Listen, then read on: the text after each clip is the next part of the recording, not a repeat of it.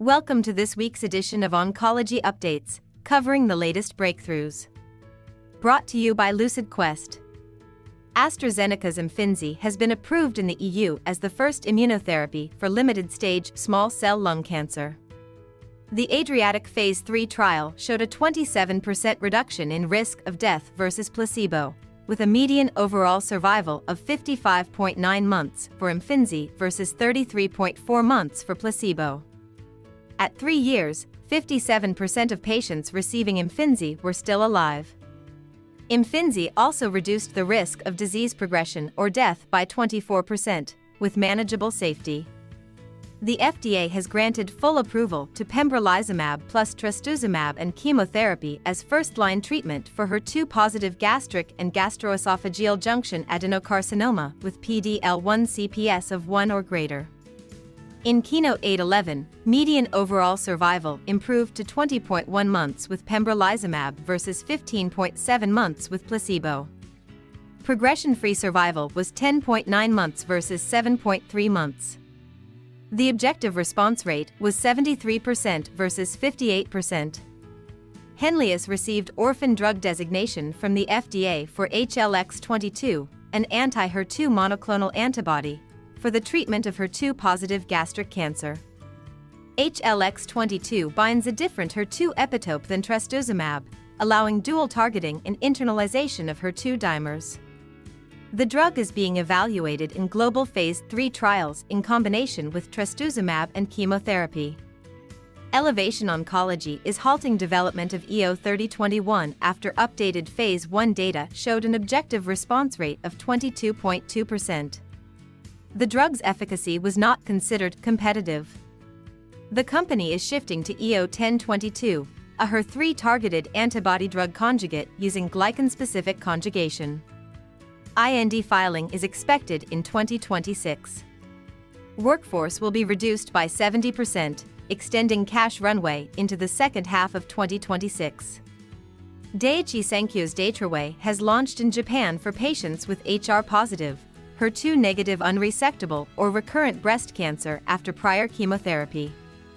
It is the first TROP2-directed ADC available in Japan. In the TROPION-Breast01 trial, Datroway reduced disease progression or death by 37% versus chemotherapy. The most common adverse events were nausea, stomatitis, and fatigue. Interstitial lung disease occurred in 6.5% of Japanese patients.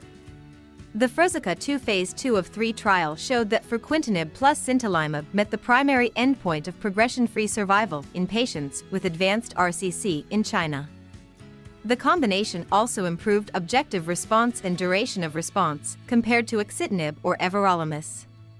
Regulatory filings are being planned.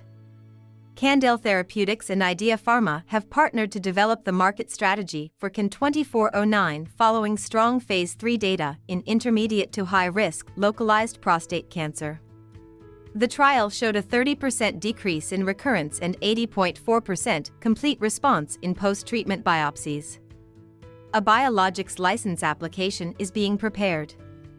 Akeso's Cadonilimab, a bispecific PD-1 and CTLA-4 antibody, achieved a 100% objective response rate in a Phase 3 safety run-in for locally advanced cervical cancer.